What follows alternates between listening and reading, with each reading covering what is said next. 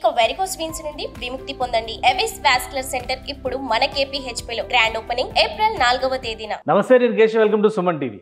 ఆంధ్రప్రదేశ్లో ఎన్నికల పర్వం ప్రచార హోరుతో మారుమోగుతోంది. అయితే క్షేత్రస్థాయిలో ప్రజల నాడి ఎటువైపు ఉంది?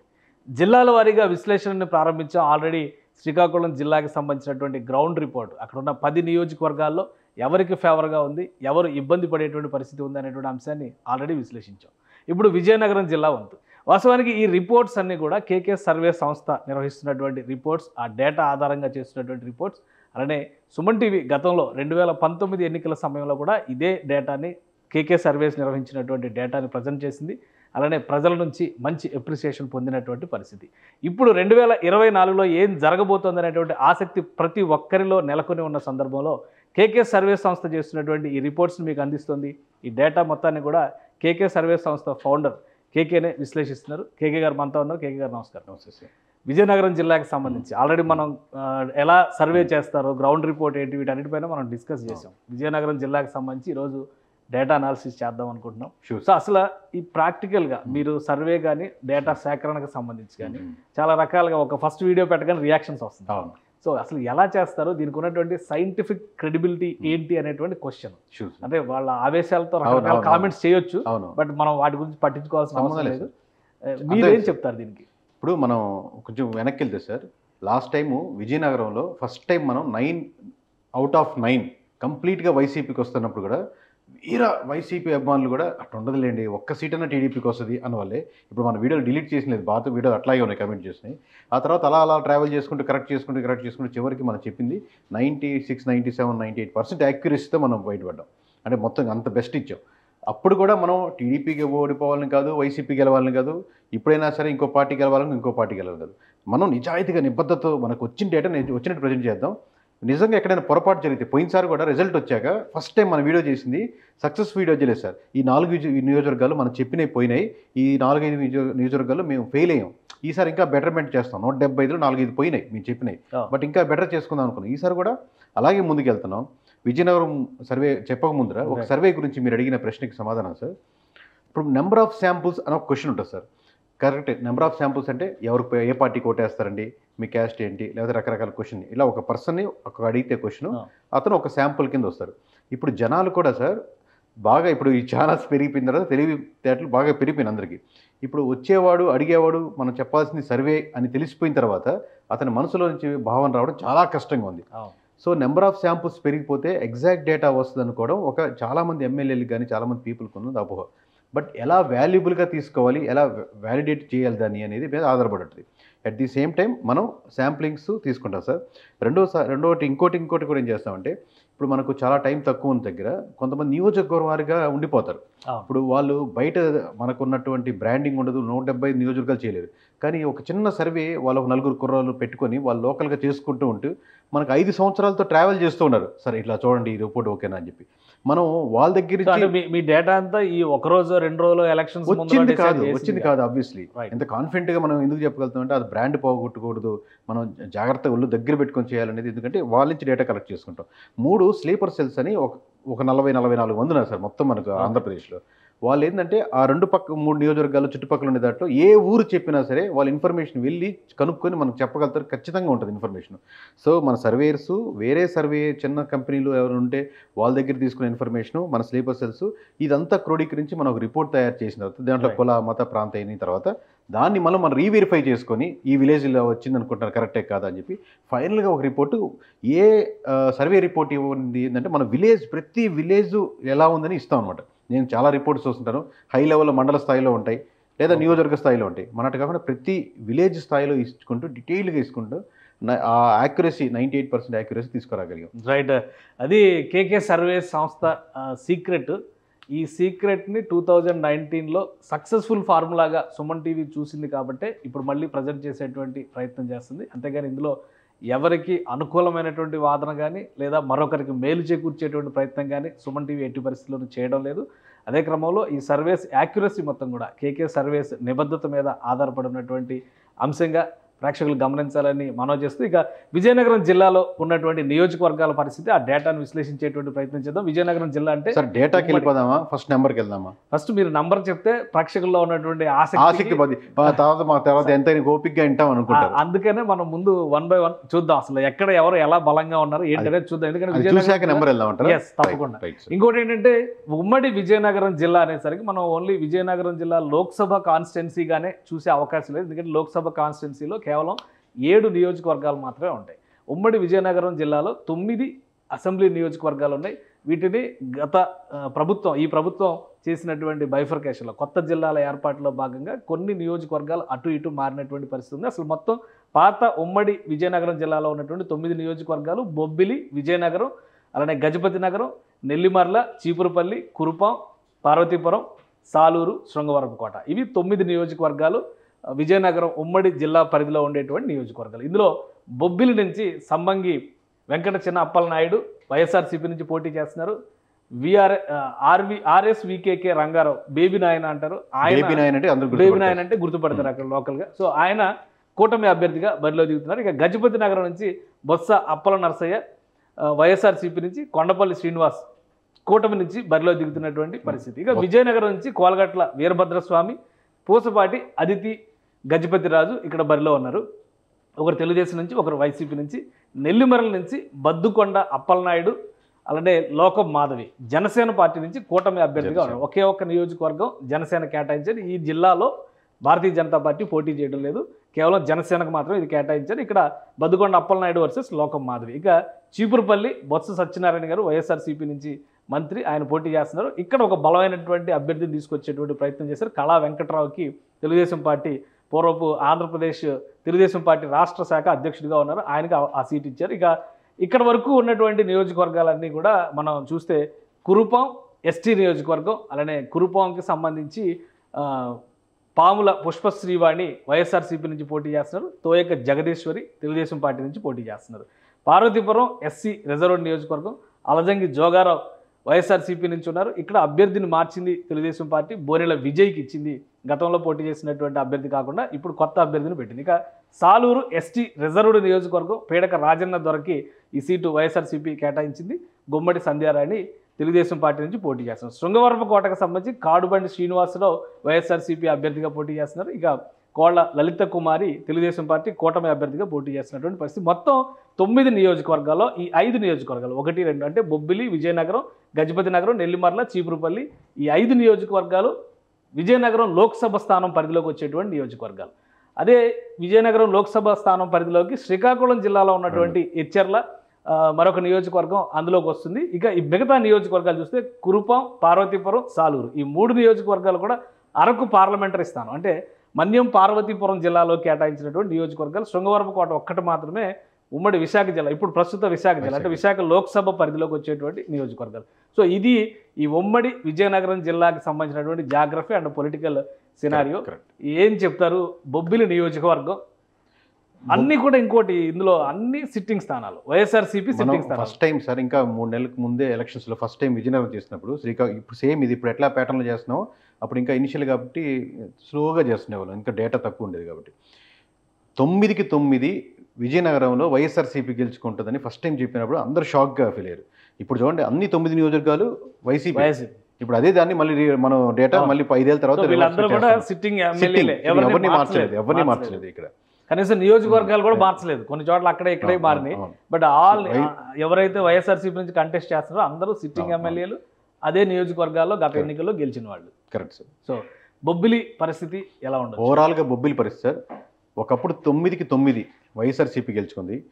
ఇప్పుడు ప్రతిసారి అలాగే ఉంటుందని ఎవరైనా అభిమానులు ఎక్స్పెక్ట్ చేసి మనం మారిస్తే మన మీద దండయాత్ర చేస్తున్నట్టు అట్లా ఉండదు. 9లో 3 ఖచ్చితంగా టీడీపీ గెలుచుకునే ఆస్కారం ఉంది. ఈసారి 3 ఖచ్చితంగా వైఎస్ఆర్సీపీ గెలుచుకునే ఆస్కారం ఉంది సార్. 9లో 3 మాత్రమే వీళ్ళు ఘంటాపదంగా వీళ్ళు 3 గెలుచుకోగలుగుతారు. ఈ 3 తగ్గవు. మిగతా 3 మటుకు చాలా టఫ్ ఫైట్ ఉంది. ఇంకా ఈ 20-30 రోజుల్లో ఏం జరుగుద్దో తెలియదు, కానీ మార్చుకునే దానికి కాసుకోండి. ఈ మిగతా 3 మటుకు ఎందుకంటే 10,000 ఓట్ బ్యాంకింగ్ దాటినాయి కాబట్టి ఈ 3 కన్ఫామ్గా సీట్స్ టీడీపీకి వస్తాయి, కన్ఫామ్గా 3 వైసీపీకి వస్తాయి. మిగతా 3 మటుకు చాలా టైట్ ఫైట్ ఉంది సార్. ఇంకో మనం పాన్ కూడా ప్రతి వారం చేస్తుంటాం కాబట్టి అప్పుడు మనకు అప్డేటెడ్ వస్తుంది. సో అంటే బొబ్బిలి జనరల్గా అక్కడంతా రాజుల కంటెస్టులు సుజయ్ కృష్ణ రంగారావు గతంలో కూడా గెలిచి ఆయన వైసీపీలో నుంచి టీడీపీలోకి వచ్చారు. 2019లో మళ్ళీ అదే ట్రయల్ వేస్తే ఆయన టీడీపీలో ఓడిపోయినట్టు. అంటే కొన్నిసార్లు సో ఈసారి ప్రత్యర్థులు కూడా ఏం మారలా. మారలేదు సార్. ఇప్పుడు మీరు అంటే రాజుల కాన్సెప్ట్ ఉన్నారు కాబట్టి ఇప్పుడు అశోక్ గజపతి రాజు గారు నియోజకవర్గం సార్. ఇప్పుడు అక్కడ వాళ్ళ అమ్మాయి గారు పోటీ చేస్తున్నారు, కానీ అక్కడ ఆపోజిట్గా వైశ్య కమ్యూనిటీ పోటీ చేస్తున్నారు అనుకోండి. ఇప్పుడు రాజుల కుటుంబం ఎంత ఉంటుందో వాళ్ళకి పాతకాలంలో కావాల్సినటువంటి మెయిన్ రోడ్లో వైశ్యాసు ఫ్యామిలీస్ వాళ్ళ కనెక్టెడ్ వాళ్ళ బంధువులు ఈ విధంగా వాళ్ళకున్న అడ్వాంటేజ్ ఉంటాయి. ఏముందో బలంగా ఉన్నా కానీ నెంబర్ పరంగా కొన్నిసార్లు తక్కువ ఉండొచ్చు. ఆ నెంబర్ పరంగా వేరే కమ్యూనిటీ నుంచి వచ్చినప్పుడు ఆ కమ్యూనిటీ ఉన్నటువంటి లోకల్ నియోజకవర్గంలో వాళ్ళకి అడ్వాంటేజ్ అవుతుంది. వీళ్ళు మరి 10 ఉన్నారు అనుకోండి, అవతల పక్కన 25 ఉన్నారు అనుకోండి, ఆబ్వియస్గా 25 వాళ్ళకి వాళ్ళకి ఓటు వేసుకునేది ఆస్కారం ఉంటుంది. బలం ఉందంటే ఆబ్వియస్గా మనీ కానీ పరపతి కానీ పెట్టుకునేది ఎక్కువ రాజుల ఫ్యామిలీసే. సో అభ్యర్థుల్లో ఏం మార్పు లేదు కాబట్టి బొబ్బిల్లో పెద్దగా చేంజ్ ఉండకపోవచ్చా? ఈక్వేషన్స్ పరంగా చేంజ్ అయ్యి ఉండకపోవచ్చు, కానీ కూటమికి అటు కలిసి వస్తుంది అనుకోవాలి, ఇటు ప్రభుత్వ అధికారంలో ఉంది కానీ ఇటు మీరు ప్రతి నియోజకవర్గం బలవంతంగా అడుగుతున్నారు. పోయినసారి కూడా నేను చెప్పట్లేదు అంటున్నారు, కానీ ఓవరాల్గా ఎందుకంటే మనం ఇండివిజువల్ క్యాండిడేట్ పెట్టేదానికి ఇంకొంచెం టైం తీసుకుందాం అని చెప్తున్నాను. తర్వాత మనం ఇప్పుడే బలాలు మట్టుకు డిస్కస్ చేద్దాం సార్. రైట్, నెక్స్ట్ కాన్స్టిట్యున్సీ చూద్దాం ఒకసారి. బొబ్బిలి తర్వాత గజపతి నగరం.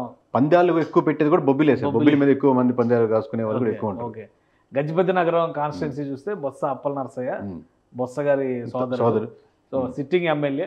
అటు నుంచి కొండపల్లి శ్రీనివాస్ వైసీపీ నుంచి బరిలో దిగుతారు. బొత్స అప్పల నరసయ్య గారికి పాజిటివ్స్ అంటే వాళ్ళ కుటుంబం దాదాపు 15 సంవత్సరాల నుంచి మినిస్ట్రీగా చేసిన వాళ్ళు ఫ్యామిలీస్ ఉన్నారు. 2-3 నియోజకవర్గాలు బాగా ఉన్నారు సార్.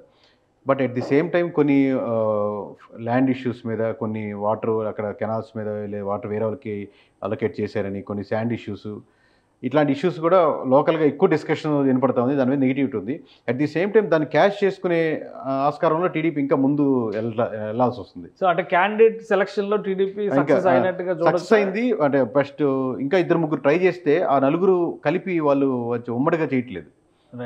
ఎవరికి వాళ్ళు విడివిడిగా చేస్తున్నారు. కలిసికట్టుగా చేసుకుంటే వాళ్ళకి అడ్వాంటేజ్ అవుద్ది ఆ ఓట్ బ్యాంకింగ్ కలిపి. గజపతి నగరం పరిస్థితి అది. ఇక మరొక నియోజకవర్గం విజయనగరం పరిస్థితి ఏ విధంగా ఉందో ఒకసారి మనం చూద్దాం. కోలగట్ల వీరభద్రస్వామి సిట్టింగ్ ఎమ్మెల్యే, అలానే అదితి గజపతి రాజు. అంటే ఫస్ట్ టైం కంటెస్ట్ చేసి యాక్చువల్లీ అంతకుముందు మేసాల గీత గెలిచారు అక్కడ, కానీ టీడీపీ 2014లో మేసాల గీత గెలిచారు టీడీపీ నుంచి. 2019లో అభ్యర్థిని మార్చారు, టీడీపీ ఓడిపోయారు. కానీ ఈసారి టీడీపీ సేమ్ క్యాండిడేట్ అంటే యాక్చువల్గా అశోక్ గజపతి గారు మళ్ళీ పోటీ చేస్తానన్నప్పుడు మళ్ళీ భర్జన పడ్డారు. ఆయన ఎంపీ కష్టంగా ఉంటుంది, ఎమ్మెల్యేగా వస్తానని అన్నారు. అప్పుడు వచ్చుంటే ఇంకా ఇది ఎండ్ ఆఫ్ ది కెరీర్ అయ్యిండి వచ్చాము. ఎందుకంటే నెక్స్ట్ మళ్ళీ ఆయనతో తీసి వేరే వాళ్ళు పెట్టేదానికి ఆస్కారం లేదు, ఎవరు కూతురైనా ఇంకోరైనా కానీ. సో మళ్ళీ ఆ కూతురికే టికెట్ ఇచ్చారు ఈసారి. అదే సార్ నాకు చెప్పినట్టు వైశ్య కమ్యూనిటీకి కొంచెం అటు ఫేవర్గా ఎక్కువ ఆస్కారం ఉంటుంది. అటు నుంచి ఎప్పటి నుంచో రాజులు వాళ్ళ సపోర్ట్ వాళ్ళ families Jaganmohan Reddy social equation అనేది అందరూ సార్. ఏ పొలిటికల్ పార్టీ అయినా సోషల్ ఈక్వేషన్ చేస్తుంది సార్. జనసేన చేస్తుంది, వైసీపీ అయినా చేస్తుంది, టీడీపీ అయినా చేస్తుంది. అందరూ అది చేయట్లేదంటే మనం అనుకుంటే మటుకు అది అపోహ అయిపోద్ది. ప్రతి పొలిటికల్ పార్టీ సోషల్ ఇంజనీరింగ్ చేసుకుంటూనే ముందుకెళ్తుంటుంది అవకాశం ఉన్న చోటల్లా. సో నెక్స్ట్ కాన్స్టిట్యున్సీ చూద్దాం మనం.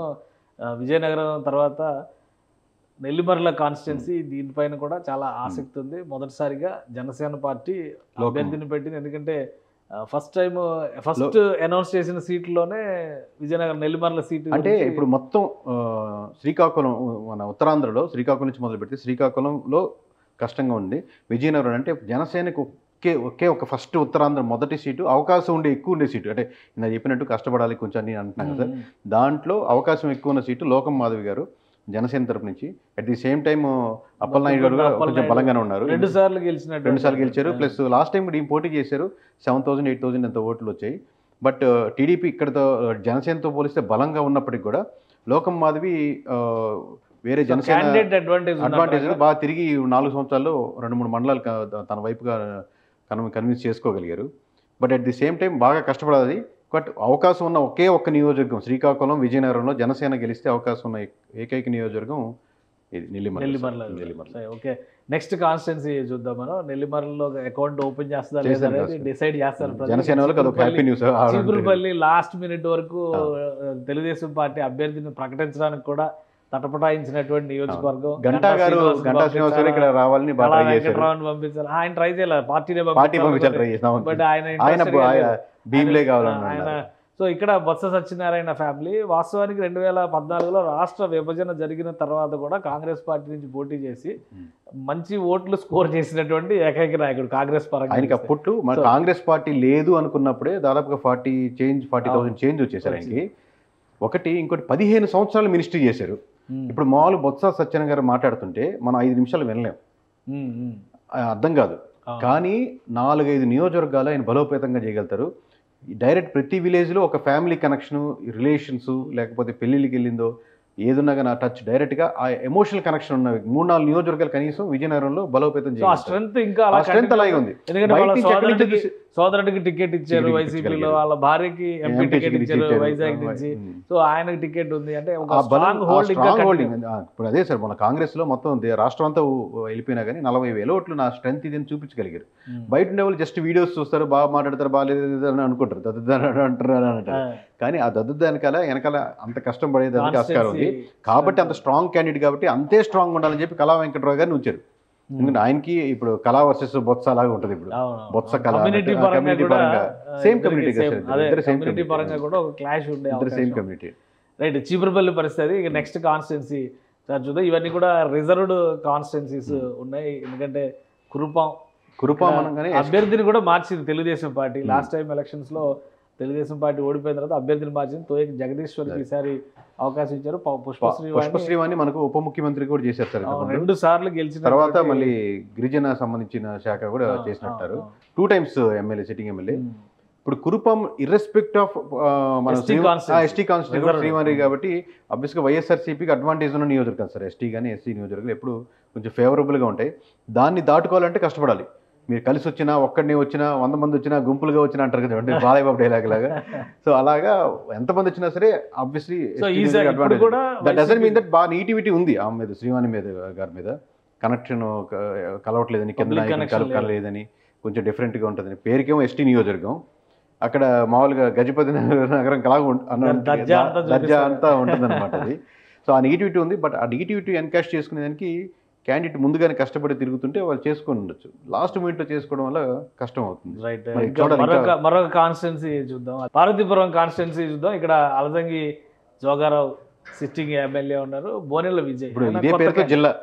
ఇప్పుడు పార్వతీపురం మన్యం జిల్లా పెట్టారు. ఇది అరకు పార్లమెంటరీ స్థానం పరిధిలోకి వచ్చేది.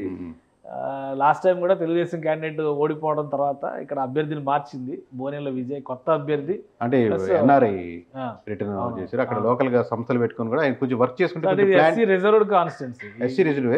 బట్ ఇక్కడ పోటాపోటీ అవకాశం చేసుకోవచ్చు, ఎందుకంటే పుంజుకునే దానికి ఆస్కారం ఉంది కంపారిటివ్లీ ఎస్టీ నియోజకవర్గాలతో పోలిస్తే.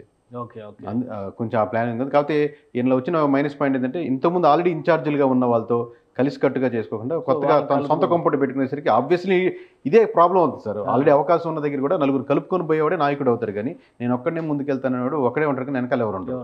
రైట్.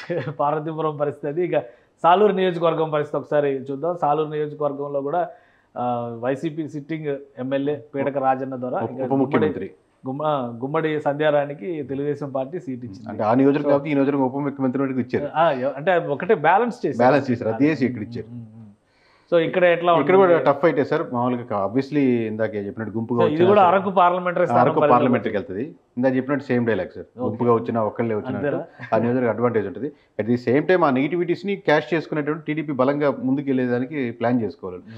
ఎక్కడెక్కడ వీక్ గా ఉన్నాం, ఏ ఏరియాలో వీక్ గా ఉన్నాం, ఏ క్యాస్ట్ అసలు విపక్షాల మధ్య ఒక అండర్స్టాండింగ్ ఉండాలి. ఎందుకంటే 3 పార్టీల కూటమి కాబట్టి ఎక్కువ అండర్స్టాండింగ్ అక్కడ ఉండాలి కదా. సొంత పార్టీలో ఉన్నటువంటి వ్యతిరేకతను పక్కన పెడితే లాస్ట్ మూమెంట్ లో వస్తే డిసడ్వాంటేజ్ అదే సార్. కొంచెం ఆ కూటమి ముందరే డిసైడ్ అయిపోయింది కదా ఇదంతా. అంటే కూటమి ఇంకా బలం ఉంటే బాగుండేది. ఇట్లా నియోజకవర్గం పోటాపోటీగా వాళ్ళు ఇచ్చిండేవాళ్ళు, అంటే వాళ్ళ పర్స్పెక్టివ్లో చెప్తున్నాను. Okay right. ఇక లాస్ట్ కాన్స్టిట్యున్సీ శృంగవరపు కోట. ప్రస్తుతం ఇది విశాఖ లోక్సభ స్థానం పరిధిలోకి వెళ్ళిపోయినటువంటి నియోజకవర్గం. కాడబండి శ్రీనివాసరావు వైసీపీ సిట్టింగ్ ఎమ్మెల్యే, వాళ్ళ లలిత కుమారికి తెలుగుదేశం పార్టీ సీట్ ఇచ్చింది. గతంలో 2 సార్లు ఎమ్మెల్యే, 2009, 2014 ఎమ్మెల్యే, 19లో ఓడిపోయింది. సో ఏంటి ఇక్కడ సినారియో? ఇక్కడ టీడీపీకి కొంచెం అడ్వాంటేజ్ ఉంది సార్. మామూలుగా ఇక్కడ వైసీపీ వర్సెస్ టీడీపీ ఇందాక చెప్పినట్టు కాకుండా ఇక్కడ టీడీపీ వర్సెస్ వైసీపీ జరుగుతుంది. ఇక్కడ ఎస్కోట్ అంటారు కదా, మౌసా ఎస్కోట్ అంటారు. గతంలో వాస్తవానికి రిజర్వ్డ్ కాన్స్టిట్యున్సీ ఉండేది, తర్వాత డీలిమిటేషన్ లో జనరల్ కాన్స్టిట్యున్సీ అయిపోయినటువంటి పరిస్థితి. 2009లో నుంచి. సో ఇది 9 నియోజకవర్గాల పరిస్థితి. ఇది ఓవరాల్ గా విశాఖ జిల్లాలో ఉమ్మడి విజయనగరం జిల్లాలో ఉన్నటువంటి నియోజకవర్గాల సినారియో మనం చూస్తే కనుక ఈ 9 నియోజకవర్గాలకి ఫైనల్ కన్క్లూజన్ ఏం చెప్తారు? వన్స్ అగైన్ ఇంకొకసారి చెప్పాలంటే ఇంతకుముందు గంటాపదంగా మనం చెప్పినట్టు 9కి 9 వైఎస్ఆర్సీపీకి వస్తాయి. లాస్ట్ టైం ఎలా చెప్పాము, ఈసారి 9లో 3 ఖచ్చితంగా టీడీపీకి వస్తాయి, 3 ఖచ్చితంగా వైసీపీకి వస్తాయి, 3 పోటాపోటీలో ఉన్నాయి. ఇది టూ ఎర్లీ టు సే 3 నియోజకవర్గాల గురించి, కానీ ఆ 3 మటుకు మారవు, అది ఇంపాసిబుల్ కేసు. అంటే 2014 ఈక్వేషన్ చూస్తే విజయనగరం జిల్లాలో 3 వైసీపీ గెలిచింది, 6 టీడీపీ గెలిచింది. అప్పుడు కూడా కూటమి ఈక్వేషన్, బట్ బీజేపీ ఎవరు పెట్టలేదు, చాలా మారారు. ఇక్కడ ఒక్కటి జనసేన క్యాండిడేట్ యాడ్ అయినట్టు పరిస్థితి కనిపిస్తుంది. ఇప్పుడు చెప్పినట్టు జనసేన పుంజుకోవాలి ఉత్తరాంధ్రలో, అంటే ఒక్క సీట్ అన్నా మాది ఉత్తరాంధ్రలో, ఎందుకంటే అప్పుడు శ్రీకాకుళంలో విజయనగరంలో చాలా తిరిగారు కాబట్టి. నెల్లిమర్ల మట్టుకు ఫస్ట్ ఓపెనింగ్ అవుద్ది, ట్రై చేస్తే అవకాశం. రైట్, జనసేన అక్కడ ఖాతా ఓపెన్ చేయడానికి అవకాశం ఉంది. 3 tough fight. Right, thank you. ఇది కేకే అనాలిసిస్. విజయనగరం, ఉమ్మడి విజయనగరం జిల్లాలో ఉన్నటువంటి 9 నియోజకవర్గాల్లో 3:3:3 ఈక్వేషన్ నడుస్తుంది.